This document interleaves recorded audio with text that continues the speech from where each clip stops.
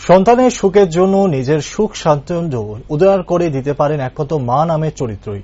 আবার সেই মা নামের চরিত্রই নিজের সুখের জন্য সন্তানকেও বিসর্জন দিতে দ্বিধাবোধ করে না। আশ্চর্যের বিষয় হলো মা নামের এই উভয় চরিত্রই দৃষ্টান্ত রয়েছে আমাদের সমাজে। বিস্তারিত দেখুন এই রিপোর্টে। মা শব্দ নারীদের কাছে অমৃত সুধা, কিন্তু এই মা শব্দকে রাখি কর্মকার নামে এক জন্মদায়িনী মা কলঙ্কিত করে তুলছে বলা হলে হয়তো ভুল হবে না কোনো অংশে। নিজ পেটের কন্যা সন্তানদের স্নেহের আঁচলের ছত্রছায়ায় না রেখে দূরে সরিয়ে দেওয়ার চেষ্টার ঘটনায় চাঞ্চল্য সৃষ্টি হয়েছে বিলুনিয়া জুড়ে। অভিযোগ, ক্ষণে ক্ষণে স্বামী পরিবর্তন করতে করতে কোনটা যে আসল স্বামী তা নিজেও হয়তো জানে না রাখি। প্রথম স্বামীকে ছেড়ে যাওয়ার পর দ্বিতীয় স্বামীর সংসারে দুটি কন্যা সন্তান হয়। স্বামী মারা যাওয়ার পরই এই কন্যা সন্তানেরা অনাদরে অবহেলায় আজ জন্মদায়িনী মায়ের কাছে যেতে নারাজ, যার মধ্যে 6 বছরের শিশু কন্যা সন্তান অবন্তিকা একজন।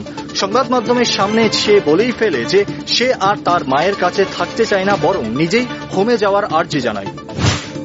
তুমি কই যাইতেছো? তুমি মার কাছে থাকবা নাকি ইয়ে দেবে? হোমে যাবে গা? এখানে থাকতে না, মার কাছে থাকতে না? কি রে, মা আদর করে না, মারে না শুধু? তোমার বোন কোনখানে?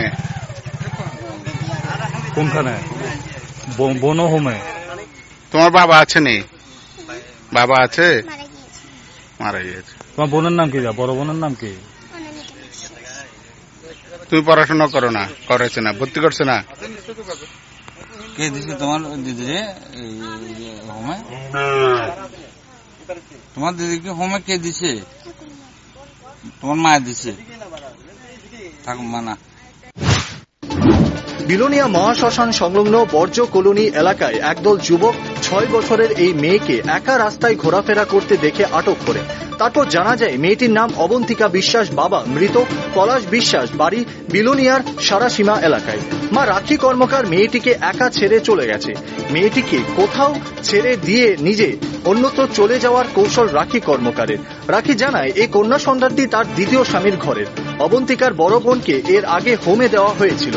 বর্তমানে পঞ্চম স্বামীর কাছে রয়েছে রাখি, তাই পথের কাটা এই মেয়েকে সরিয়ে দেওয়াই তার মূল লক্ষ্য। তারপর এলাকার যুবকরা ছোট্ট অবন্তিকাকে চাইল্ড ওয়েলফেয়ার কমিটি এবং চাইল্ড লাইনের হাতে তুলে দেয়। ছোট্ট অবন্তিকা জানায় তার মা তাকে সবসময় মারধর করত, তার দিদিকেও হোমে নিয়ে দিয়েছে, তাই এখন সেও হোমে যেতে চায়। তার মায়ের কাছে আর থাকবে না বলে জানায় ছোট্ট অবন্তিকা। মা তাকে স্কুলে ভর্তি করায়নি বলেও জানায় সে। জন্মদাত্রী মায়ের প্রতি কতটা বীতশ্রদ্ধ হলে মাকে ত্যাগ করার ইচ্ছা প্রকাশ করে এই ছোট্ট শিশু তার প্রমাণ দিল অবন্তিকা। পাশাপাশি অবন্তিকার মা রাখি কর্মকার জানায় সে নিজেই চায় মেয়েকে হোমে দিতে, পাশাপাশি তার কুকীর্তির কথাও সে নিজে তুলে ধরে।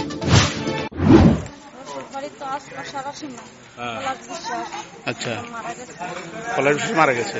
জনার্দন দাস কি হয় আপনার? রামঠাকুর পাড়া জনার্দন দাস যে, উনি কি হন? হাজব্যান্ড? কি প্রথম হাজব্যান্ড? দ্বিতীয় হাজব্যান্ড? দ্বিতীয় হাজব্যান্ডের নাম কি? হ্যাঁ, পলাশ বিশ্বাস। তারপরে বাবুল মালাকার কি হয়? রাজীব মালাকার।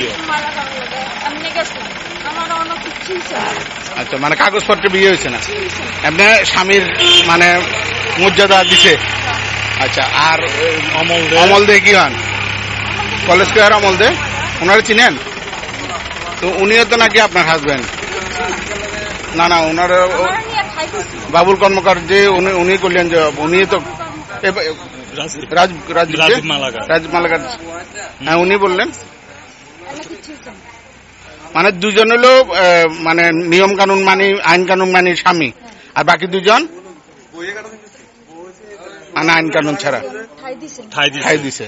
আচ্ছা, আপনি কিছুক্ষণ আগে এক মুসলিম বর্তমানে চাইল্ড ওয়েলফেয়ার কমিটি এবং চাইল্ড লাইনের হাত ধরে ছোট্ট অবন্তিকার ঠাঁই হতে চলেছে লাউগাং মনোরমা হোমে, যেখানে হয়তো দুশ্চরিত্র মায়ের অশুভ ছায়া থেকে দূরে ভালোই থাকবে সে। তবে এই ধরনের ঘটনা আবারও সমাজে মা নামের সুমহান চরিত্রকে কলঙ্কিত করার সুযোগ করে গেল, যার ভবিষ্যৎ পুনরাবৃত্তি কোনোভাবেই চায় না সভ্য সমাজ।